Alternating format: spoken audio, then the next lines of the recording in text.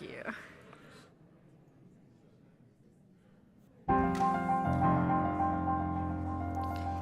Good morning, everyone. Thank you for braving our first snowy day. I haven't yet seen the sun, but morning has come. So, will you turn in your teal hymnal to number 1000 as we rise in body or in spirit to sing our opening hymn, Morning Has Come, in the teal hymnal number 1000.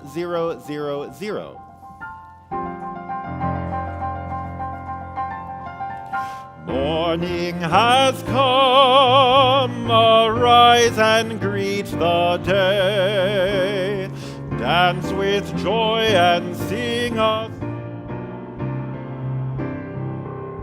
The light of hope here shines upon each face. May it bring faith to guide our journey home.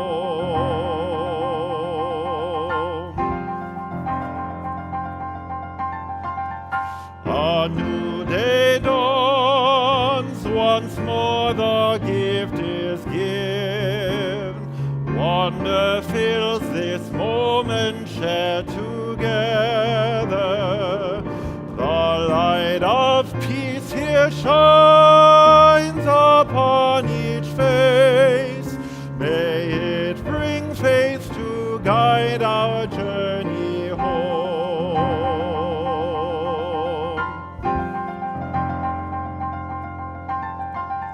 Open our eyes to see that life abounds.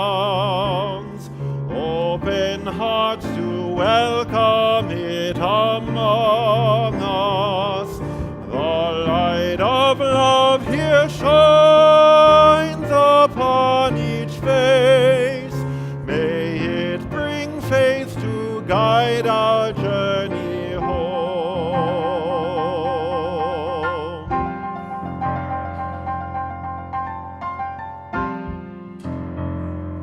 Thank you. Please have a seat.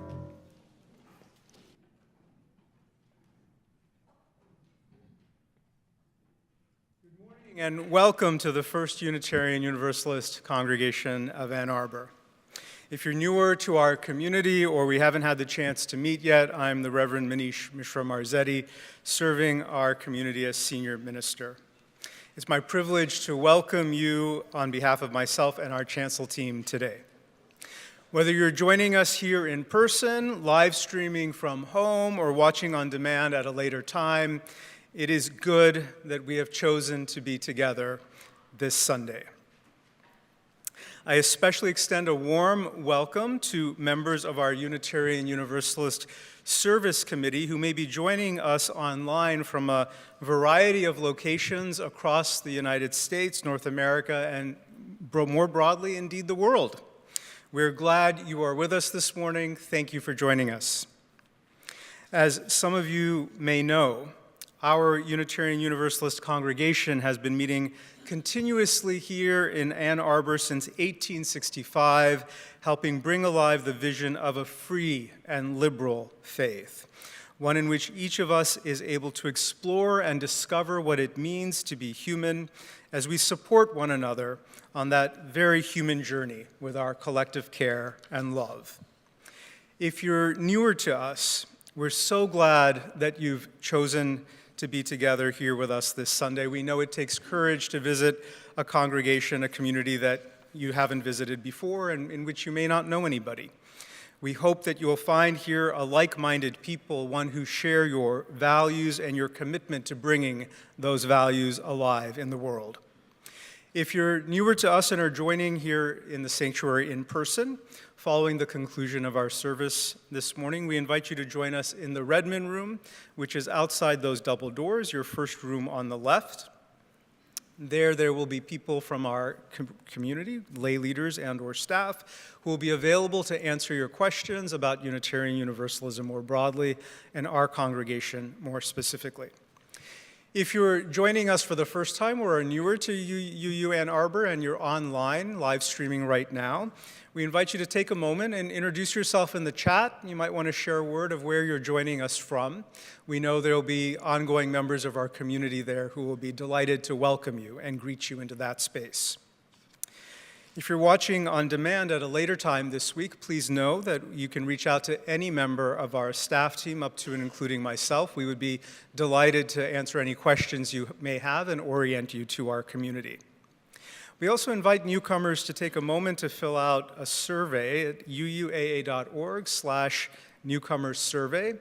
Filling this out allows us to stay in touch with you and let you know about upcoming events and happenings in our community. This Sunday, I am personally so delighted we have as our guests Reverend Mary Catherine Moore, who is President and Lead Executive Officer of the Unitarian Universalist Service Committee, our Unitarian Universalist International Human Rights Organization, accompanied by Jay Passetti, a member of UUSC staff.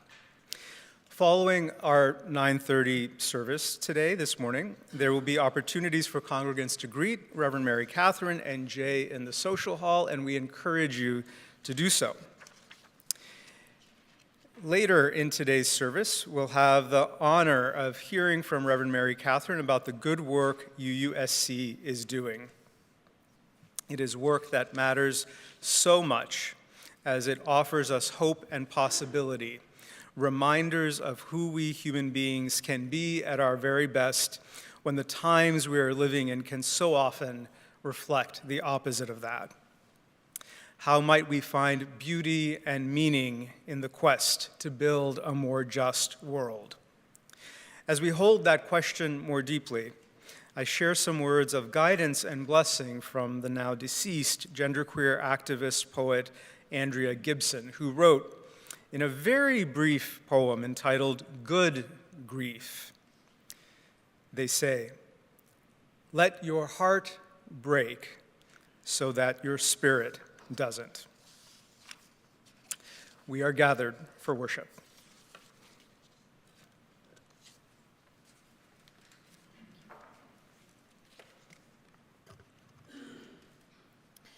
We are activists, deeply committed to our justice work. Ours is a faith tradition that learns and grows together, that celebrates every person's spiritual journey. This is a community that gathers for worship every Sunday with open minds and loving hearts. We sing, we share stories, we challenge one another, and we engage in rituals that make us more than just a group of people. They make us a community. One of our most cherished rituals is the lighting of our chalice. The resilient flame reminds us of our ties to the past, to our ancestors, as well as to the future, to those that will carry on the quest for justice and peace in our world. This morning, I would like to invite Lori Reese to the chancel to light our chalice. For those of you that are worshiping from home, I invite you to light a chalice of your own or a candle and share your location with us in the chat, or simply write "chalice lit." Together, let us say, "We light this chalice for the light of truth. We light this chalice for the warmth of love. We light this chalice for the energy of action. We light this chalice for the harmony of peace." Thank you, Lori. Another way that we begin our time together is by reciting the words of our community's covenant. Ours is not a creedal faith, but a progressive tradition that centers the power of community, that celebrates radical welcome and a fierce commitment to our shared values. Our covenant is a reminder that we are part of a beloved community. So whether you're joining us for the first time or you have these words memorized, please join me as we say together, "The spirit of this church is love, and service is its law. This is our covenant with each other, to dwell together in peace, to search for truth in love, and to help one another." Earlier this year, I was invited to write some educational modules around one of the UUSC's projects, and so I would like to share a few little pieces of this with you today. So I want you to close your eyes, if that's comfortable for you. I'm going to lead you through a very brief visualization, and understand these are designed for kids, so they're not going to be long, drawn-out sort of things here. So with your eyes closed, I want you to imagine yourself in your bedroom, or your home office, or your library or study, somewhere in a space in your home where you feel safe and comfortable. In your mind's eye, look around at all of the things you see in that space. What items are especially important to you? For the children, perhaps it's a particular toy or a stuffed animal. Maybe it's a book, a photograph, a blanket that you love, a piece of art, a gift someone gave to you. Make a few mental notes, and then please open your eyes. Now, imagine that you have to leave your home very quickly because of a weather event or other natural disaster, a hurricane, tornado, flooding. You have one backpack to fill, and only a few moments to fill it. I invite you to consider all of those important items you saw in your mind's eye. What would you take with you? I'd love to hear just a handful of examples. Anyone? My bear Ursula. Your bear Ursula. My husband's Bible. Your husband's Bible. Cash money. That it would be very handy in an emergency. Photo album, yes. Your cat. Oh. Medication. Other things that are special. My instrument. Your instrument. Oh, I love that. Yeah. Say that again. Oh, a rug that your mom made? Hooked, that was the word. I'm obviously not the craftiest person in the world. For me, I think one of the items I would take is a little clay paw print of my cat Lando, who passed away last year. We just used these in our ritual for remembrance last week. All right, so for this next part, so hold on to everything we just did. I'm gonna name some song titles. This seems maybe a little out of left field, but it will all make sense. I want you to raise your hand if you're familiar with these song titles, okay? Are we ready? All right. Don't Stop Believin'. There we go. Respect. Wow, lots. Cruel Summer. Ooh, more than I expected. Losing My Religion. Moon River. Soda Pop. I love it, the kids know. The kids and the parents of young children know which that one is. Pink Pony Club. Whoa, way more than I expected, fantastic. Blinding Lights. Closer to Fine. Baby Shark. This Little Light of Mine. Wool Ya Ya. Take Me Out to the Ball Game. The Star Spangled Banner. The Wheels on the Bus. Twinkle, Twinkle, Little Star. This Land Is Your Land. What about Frosty the Snowman? The National Anthem. So we've seen a variety, I've named a variety of musical genres, and there's been a varying level of people who know these songs, but I think we can see that there are some of them that we all know, right? And considering that variety, it's kind of amazing that so many of us know these by heart. All cultures and communities have unique songs and hymns, or forms of dancing and singing or other artistic expression. Right here in our congregation, and in UU congregations across the continent and the world, our gray and teal hymnals are beautiful representations of the culture of our faith tradition. And our time capsule project here is one way that we are preserving and protecting that culture. I guarantee that there is a copy of those hymnals in that time capsule. So remember the items that you packed in your imaginary backpack. Now imagine that instead of choosing items from your room, now you get to fill a metaphorical backpack for a whole community. This is the work of Te Toa Matoa, an organization that advocates for the needs and perspectives of disabled people on the island nation of Kiribati, with support from the UUSC. A little over a year ago, Reverend Manish offered a sermon about his travels on behalf of the UUSC to Kiribati, a commonwealth of atoll islands facing extinction due to rising sea levels. One of Te Toa Matoa's missions is to help preserve Kiribati's indigenous dance and music, which form the backbone of Kiribati's cultural memory, even as climate change threatens the land itself. No one better understands the urgency of this moment, with catastrophic flooding threatening their homes, their safety, their livelihood, than marginalized communities and the NGOs that are working with them. And they recognize that protecting the cultural legacy of the island and its people is as important as protecting the land, because who we are is not defined by how many things we have, even though those things can feel very important to us, but it's how we embrace our whole human selves. It's defined by how we treat one another, how we take care of our most vulnerable communities, how we take care of the earth, and how we honor freedom of expression. This is what justice actually looks like.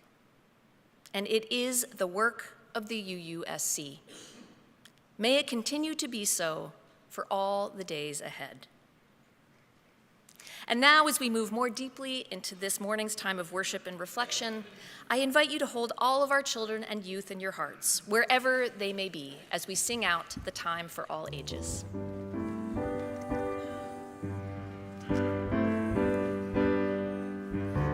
This little light of mine, I'm gonna let it shine. This little light of mine, I'm gonna let it shine. This little light of mine, I'm gonna let it shine. Let it shine, let it shine, let it shine everywhere.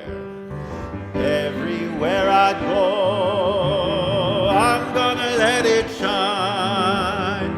Everywhere I go, I'm gonna let it shine. Everywhere I go, I'm gonna let it shine. Let it shine, let it shine, let it shine.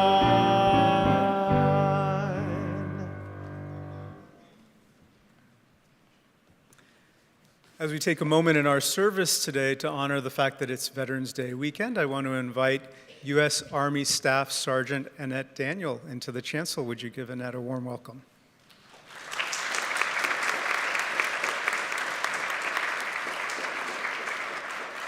Good morning. It is my honor as a veteran to serve UUAA this morning in recognition of all veterans. If you are a veteran or on active duty, or if you are a family member of a service person, when you hear your branch of service or theirs, please stand as you're able or raise your hand. Please remain this way until all have been read. If you're watching on the live stream, please add your name and branch of service in the chat. Thank you. I'm reading the branches of service in order of their creation date. U.S. Army, U.S. Marine Corps, U.S. Navy, U.S. Coast Guard, U.S. Public Health Service, U.S. National Guard, U.S. Air Force, U.S. Space Force. Please remain in your position. And finally, if you are a family member of a service person who has died in conflict serving the United States of America, regardless of the conflict, you are a Gold Star Survivor family member. Please add your name to the chat if you're watching online, and for those here in the sanctuary, please stand or raise your hand as you're able. Thank you all for your service to the United States of America.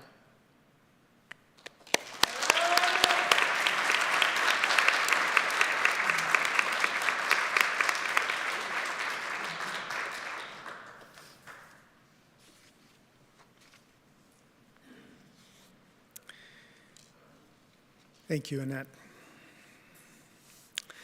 And this weekend, we get to honor the many ways in which we are of service to both our nation and the wider world. And I have the privilege right now in this moment of speaking to you not as your senior minister, but as co-chair of the Board of Trustees of the Unitarian Universalist Service Committee. And if you're an ongoing member of our community, you have heard us talk about UUSC on earlier Sundays, including some of the history of UUSC, how UUSC was founded, it was birthed out of the needs of World War II and the need to provide shelter and support to people who were escaping Nazi persecution. UUSC has deeply shaped our Unitarian Universalist understanding of justice work since that time period till today and through today. It has pioneered a theory of justice-oriented change that centers the voices and needs of those who are actively struggling with injustice, those who are marginalized or oppressed. UUSC does this by developing partnerships with grassroots activists and then inviting those partners, those activists, to tell us what kind of support they need in order to succeed in the work that they're leading. Now, we know Unitarian Universalism is not a particularly large denomination. We're small. And as such, UUSC is also a relatively small organization. It's nothing like in scale or size, for example, Amnesty International. But therein lies, I think, our gift. As a small organization, UUSC looks for and partners with other small, nascent activist organizations, ones that might not have recourse of receiving help or financial support in other ways from other organizations because they're too small. And in that, in working with either nascent or up-and-coming organizations, UUSC's justice-making model can have a disproportionate, outsized positive impact. A few years ago, serving on the Board of Trustees, I got to hear the story of and from Catherine Coleman Flowers, who is an activist from Lowndes County, Alabama.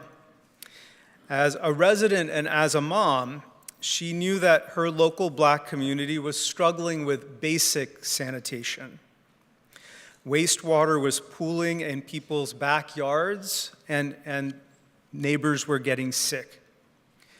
She wanted to help solve this. She had practical ideas, but initially had difficulty finding any partners at all in her local community, in her state, in her region, that were willing or interested in even supporting her on this issue.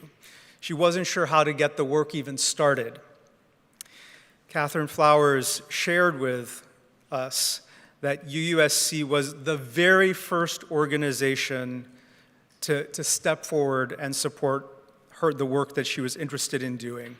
And it did so in a variety of ways, by providing practical financial support, but also by creating introductions to other justice leaders that were working on similar issues, and by offering encouragement and guidance as Catherine Flowers began the work of building a movement and an organization in working on environmental justice and sanitation. Drawing on that support, she brought into her impoverished Alabama community the United Nations Special Rapporteur for Poverty. She brought in experts from Columbia University. Heck, she even tracked down and insisted that folks from NASA get involved, because if we can figure out what to do with poop in space, we should be able to figure out what to do with it on Earth. She built an environmental justice movement around basic sanitation being a basic human health-related need. She founded the Center for Rural Enterprise and Environmental Justice, which is an organization that exists in the South doing exactly this kind of work to today. And it was because of that groundbreaking leading work that she did that President Biden invited her to serve on the President's Environmental Justice Commission. Her groundbreaking work also earned her a MacArthur Foundation Genius Award in 2020. It's remarkable the impact that UUSC and its model for seeking justice can have, particularly given what a small denomination we are. This is an outsized impact. And this is why I have two asks for you today. Now, first, I've been a part of other Unitarian Universalist congregations where the audacious aspiration has been that every congregant, member, ongoing friend of the congregation, should become a member of the UUSC. Now, how do you become a member of the UUSC? It takes an annual donation directly to the UUSC in any amount, 50 cents, $1, but many of us can do much, much more than that. But an annual donation directly to the UUSC makes you a member for the year ahead, and then you have to renew that annual donation. Now, it's fairly simple and straightforward, and we have got some 500 official members of our congregation, another easily 50 to 100 ongoing friends. How many of that do you think are members of the UUSC? Take a guess, percentage or number. 50%. I wish it was 50%. So I learned this number last night because our visiting staff member, Jay Passetti from USC, helps keep track of this.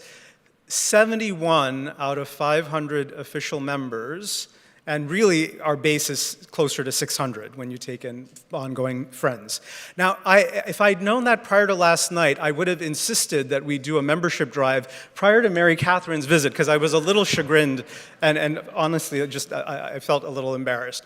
But we can do better than 71, and so that is my appeal to each of us today, is please consider becoming an official member of UUSC. This work is absolutely worth supporting, centering the needs of those who are struggling to build justice in their local communities and in the world around them, and a donation in any amount will make you a member. Now, we have a QR code that we'll be putting up in just a moment that will take you to the page at USC where you can become an official member. Following today's service, Jay, whose name I've mentioned, will also be staffing a table in our social hall. You can visit Jay and say hi, and hey, I don't know if I'm a UUSC member right now. Could you check, or could you help me become a UUSC member? And Jay will help you do that.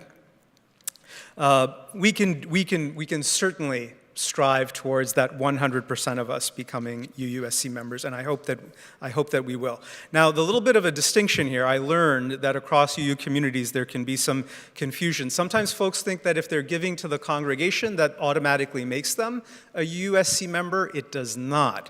Being a contributing member of the congregation does make you a member of our denominational organization, the Unitarian Universalist Association, but not UUSC.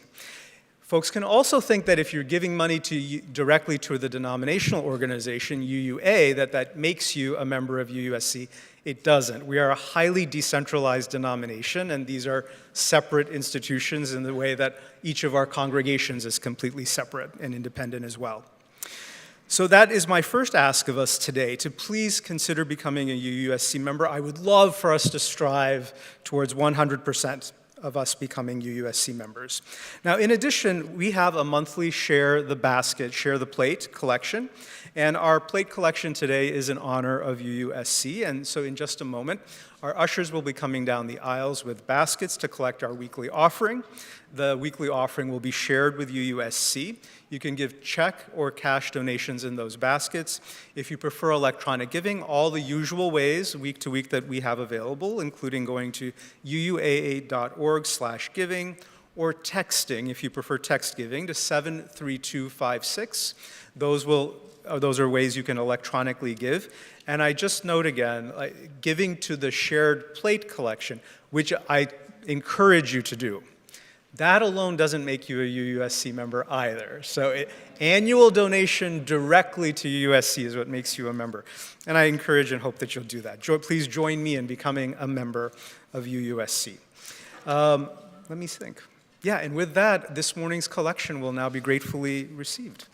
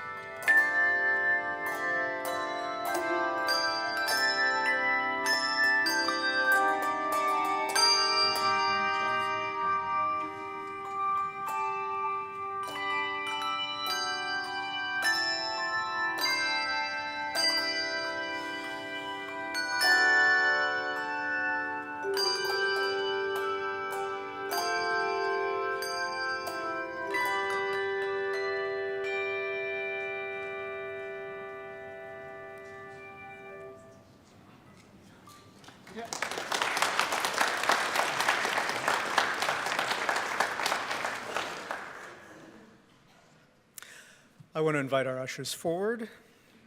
And as they bring forward this morning's offering, would you please rise and bow your spirit as you're comfortably able, as we join our hearts as well as our voices in dedicating the generous gifts of our community.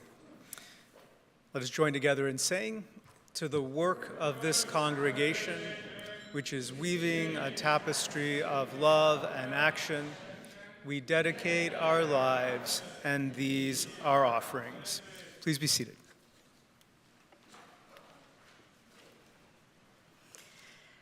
Our reading for this morning comes from the poet Mary Oliver. It's a poem entitled Lead. Here is a story to break your heart. Are you willing?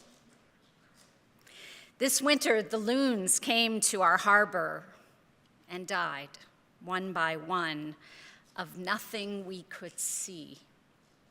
A friend told me of one on the shore that lifted its head and opened the elegant beak and cried out in the long, sweet savoring of its life, which, if you have heard it, you know is a sacred thing, and for which, if you have not heard it, you had better hurry to where they still sing.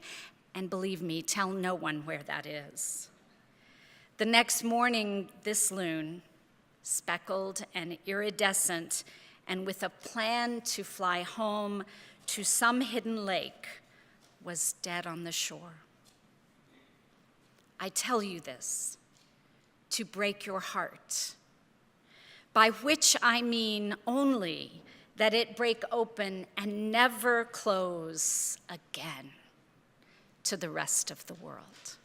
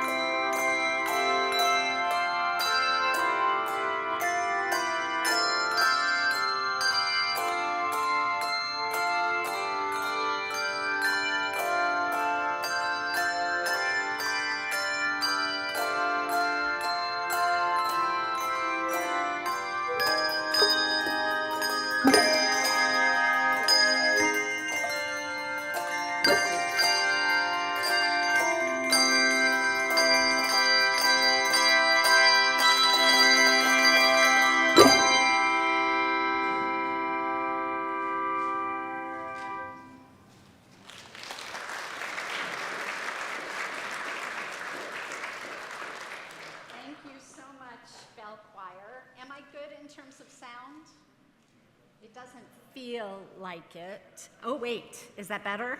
Thank you so much. Thank you so much to everyone who's helping with worship, including those at the tech table. And good morning. This is a story. There will be stories to break your heart. I'm sorry. I hesitate these days because there is so much that is breaking our hearts, so much that is broken in our beautiful world. Not because, but this is why I am so grateful to arrive on a Sunday morning, because I can sit, what a privilege it is to sit facing you and see families gathered and watch the snow fall and the bells ring, and all of you arrive together with your expectation that this matters, and that together we as a community of faith can face the world as it is, broken and beautiful. This is an unusual and precious gift, and I give thanks that we are together in this room, and more broadly, more widely than this room. And I'm thankful that I'm here with my colleague and friend and my boss, Manish, Mishra-Marzetti. Not more nervous than usual. I think you know that Manish gives so much to our faith, to the values we cherish, and one of the really, truly important ways that you see only a portion of is his commitment to UUSC. Thank you so much, Manish, for all that you do. I also want to thank Tony Wander, who is here, who serves on our investment committee. We're so glad to have Tony as part of our work. I'm sorry, I didn't let you clap for Manish. I would like you to do that.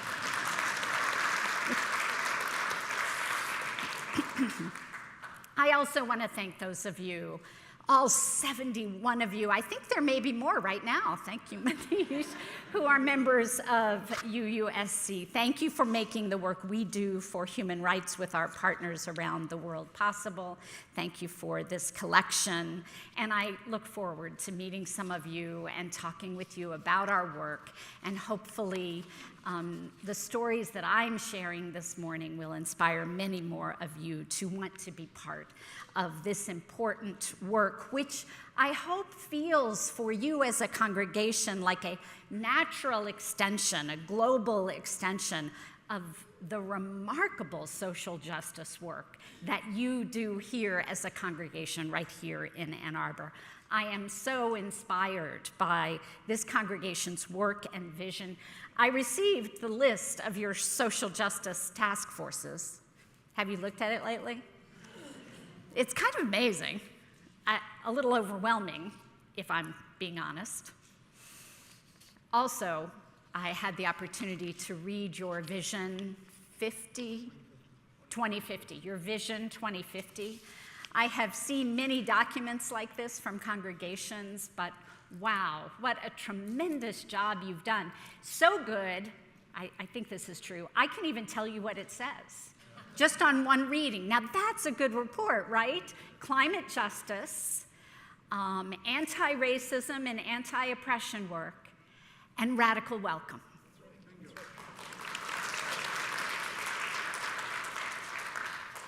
I hope that my words and reflections this morning and the stories from UUSC partners reflect the same values that you hear in this work that your own congregation is doing. I'm inviting you into a practice this morning of the heart broken open, not turning away from the world as it is, as we so often do. I'm inviting you into this practice because this is the world as it is, and because truthfully, when we turn away from what is broken in the world, we also miss what is beautiful. We do this we think it will protect our hearts, but it doesn't. It never will. An open heart is a heart that can love and can bear the pain in the world. And at church, we're here for all of it. We bear it, the brokenness and the beauty, because we know we are not alone. And we know that we do not measure success in terms of delusions of perfection. Could I get an amen? Or in narrow categories of supremacy, which is the way so many people organize the world, or even in the length of our days. We do not measure success in any of these ways, but by faithfulness to love and the web of life that holds us all. We do not promise salvation from death or suffering that we can earn.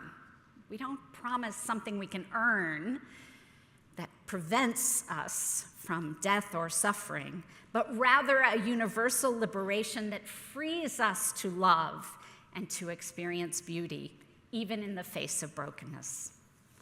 This is a story to break your hearts. I was visiting Columbus, Ohio. It was last winter, early spring. It was a long weekend. I woke up on the Saturday and I looked at the news. And there was some bad national news. Somehow I can't quite remember what it was. Bad national news one morning. Could have been so many things. I had a little break, so I had the opportunity to visit the Columbus Museum of Art. But I'll tell you the truth, my heart wasn't in it. I was exhausted, I was dispirited, and I was sleepwalking, really, through the museum. I had just decided that I'd had enough and I'd go back to my hotel and stare at my sermon or something, when I turned a corner and saw her. I looked through a door maybe 15 feet away from the sculpture standing larger than life, watching. Her head was held high and her arms bent at the elbow, hands open, welcoming, inviting, definitely heartbroken. She took my breath away. I don't know how long I stood there in the middle of the gallery looking through the narrow opening. I do know that as I watched her, my breathing changed. It deepened. She completely shifted my perspective. After however long, I walked into the room where I could more clearly see the black matte finish of her skirt was spotted with tiny lights. They looked like stars. It was only after I walked out of the room to read about this piece of art, this sculpture, that I learned that her towering figure commemorates the Underground Railroad. That explained the anguish and the radical love. If you are ever in Columbus, go see her. I didn't say, but she is called Nocturne Navigator by Allison. The scholar Elaine Scarry describes the transcendent and transformative power of beauty in a little book called On Beauty and Being Just. Scarry contends that when we experience beauty, we're changed. When we manage to open ourselves to the beauty around us, we are changed. Our gaze fixes, our mind clears, and our hearts open. This is what beauty does. She says beauty brings us to life. It awakens us. And it does even more than that. It confronts us. In this awakening, it confronts us and demands something as it changes things, shifting things. Because in order to behold beauty, we have to ourselves step out of the center that we normally find ourselves in so that we can see what's before us. As we step aside, then, we make possible the perceiving of a subjective other. Martin Buber talks about this in his idea of I and thou, how normally when we encounter something outside of ourselves, it's an object. and we think about that object in relation to what it will do for us, what it has to do with us. Beauty, when we truly open ourselves to experiencing beauty, forces us out of this sense of ourselves, moves us out of the center, and invites us into an equal relationship with the other that acknowledges, that sees, that recognizes the holiness and wholeness of what is before us. This is no small thing for us when our relationships shift in this way, because when we encounter another and recognize its wholeness in itself and its worth and beauty, we can no longer ignore injustice. And this is why some people are so afraid, right, of beauty, of story that helps us encounter the other. When I first started at UUSC, I was afraid. I was worried that I would not be able to bear being in daily relationships with communities facing horrific violence and other abuses of human rights. I was worried about opening my heart in that way. But what I didn't know was that this work with partners all over the world facing terribly difficult circumstances, that through this work, in fact, I would find more beauty than I had ever imagined. So we're preparing for a forum at the United Nations in New York during Climate Week, and our partners from the Pacific were doing a panel, and we sponsored the panel and got the room and arranged for guests and invited people.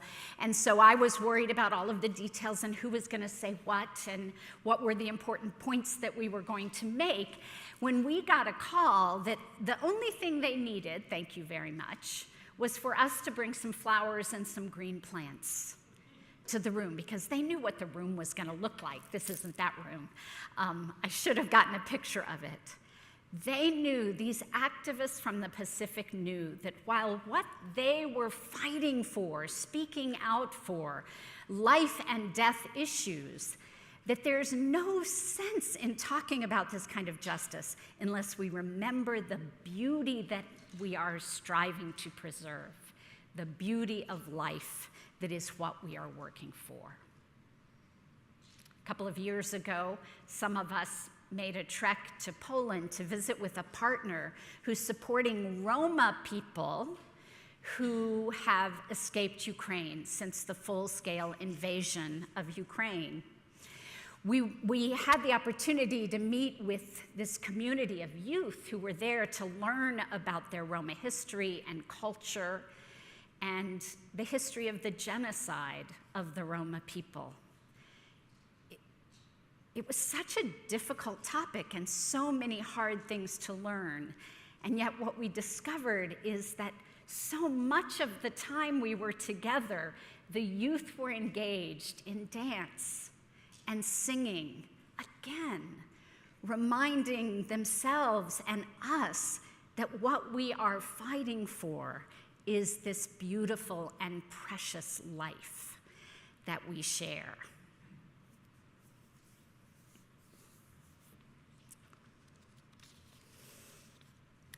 One more story, a little longer, from this past December. UUSC sponsored a convening in Thailand with our partners from Burma, also known as Myanmar. Over 2.5 days, we learned about their current struggle for freedom in the midst of the military's ongoing attacks against their own people. 15 UUSC partner organizations shared about the work they are doing and that UUSC is helping to fund to protect communities in this dangerous time, and the work they are doing as part of the movement for multi-ethnic democracy in Burma. Their stories were so brave, so creative, so painful, so powerful. One of the highlights of our trip, it just happened to be the case that while we were there, the Women's League of Burma held a celebration for their 25th anniversary. Now, this doesn't seem like such a remarkable thing unless you know a little more about the history. Perhaps you know that in Burma there are 33 distinct ethnic groups, and the last 25 years in Burma's history has been a period of ethnic hatred, violence, and even genocide. The people in power using these differences to divide people and to seed and foster hate among the different ethnic groups. Religious nationalists in Burma, in this case Buddhist nationalists, have created their own powerful narratives of supremacy to justify their consolidation of power and wealth. We've seen it before. So the very existence of the Women's League of Burma, a religiously and ethnically diverse coalition of Burmese women, is remarkable. That they gathered 25 years ago, 15 years before the early glimpses of democracy, though tainted with military power, that was at the moment Aung San Suu Kyi was elected, and there was at least kind of a vision of democracy, if not democracy fully realized. These women representing Burma's ethnic and religious diversity are still holding a vision of multi-ethnic inclusive democracy, even since the violent attempted coup of the military in February 2021. Today, the Women's League of Burma is working for multi-ethnic representative democracy as their homes are hit with brutal air attacks by the nation's military, and so many of their duly elected leaders are imprisoned. That night, this is a picture from that night, at their gala celebration, the joy and vision overwhelmed those of us visiting from UUSC. It was in the days after that that I came to see and understand a little differently the courage of this evening, the danger in the beauty of the wildly diverse and colorful dress, the full expression of culture and identity, unhindered by the narratives of hate and division that seek to silence and erase. Their beauty is their resistance. They're determined to create a space where no one is shunned for their religion, their culture, their gender. They will not be silenced. They will not be erased. Their beauty is their resistance, and they changed me. Time and again in this work, I am changed, opened by UUSC partners doing work around the world. You've had that experience, right? It happens to us all in less dramatic and more dramatic ways in our lives. We're stopped in our tracks by something beautiful. Our breath deepens, our gaze fixes, our mind clears, our hearts open, and we find ourselves positioned in relationship with the other in a way that opens the full possibility of love and respect. It opens us to the wonder and mystery around us and within us, putting us in this beautiful relation with each other. UU theologian Rebecca Parker speaks of the call to beauty. She says, beauty confronts us with the requirement that we place ourselves among the saviors, the redeemers, the leaders in the protection of life. Once you have seen the bush on fire, you are not going to get out of the assignment unless you close your eyes to the beauty. But if you have seen, if you have taken off your shoes, tasted the blackberries, and felt the tenderness of love, if you have seen how the full force of life is present in every child, you are not going to. You either have to close your eyes or go back to Egypt and set your people free. This is a story to break your heart. Are you willing? I hope so. It is our only way to liberation. It is the only path to love. I hope you feel the courage and the strength in the stories of UUSC partners. And I hope you know that you too are a part of this network of courage and hope. Beauty awakens us and admonishes us. Sometimes it is easier to close our eyes and stop our ears. But we are here in religious community not to hide from the world as it is. We are here in religious community not to protect our hearts from breaking. We are here together to borrow courage for the task of coming alive and creating a world where all people may flourish. This is a story that will break our hearts. Together, we are willing and able. May it be so. Amen.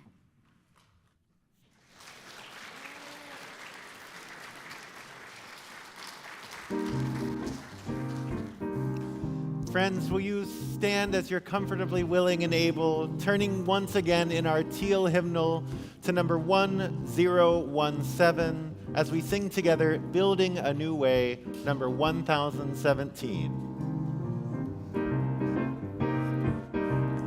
We are building a new way. We are building a new way. We are building a new way, feeling stronger every day. We are building a new way. We are working. We are working to be free. We are working to be free. We are working to be free. Hate and greed and jealousy. We are working to be free. We can feed our every need. We can feed our every need. We can feed our every need. Start with love, that is the seed. We can feed our every need. Peace and freedom. Peace and freedom is our cry. Peace and freedom is our cry.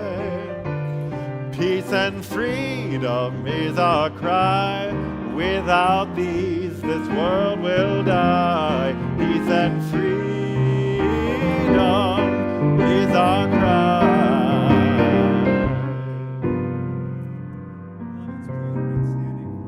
Benediction.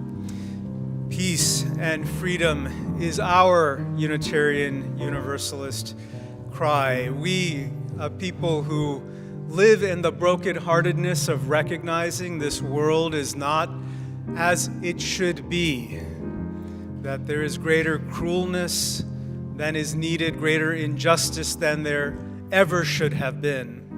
But clearly seeing and recognizing and being present to that, we Unitarian Universalists for over 75 years through UUSC have been practically making a difference in the lives of millions of people around the globe. That's who we are. That's what we've been doing. That's what we will continue doing. Thank you for joining together in that work of building peace and freedom. Know that you are supported with so many others in bringing alive that vision of justice that we need. Go in love and peace until we're together again. Amen.